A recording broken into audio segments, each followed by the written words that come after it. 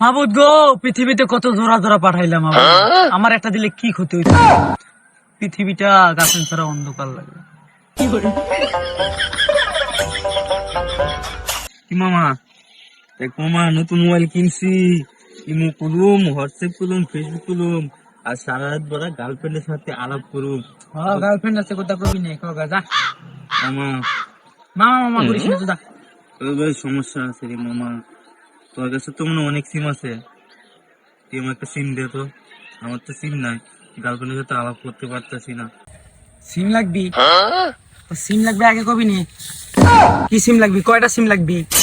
ভাই একটা হইলে হইতেছে, আমার একটা সিম দিয়ে কি করবো? কারা 1 মিনিট কারা। আমার গার্লফ্রেন্ডই একটা।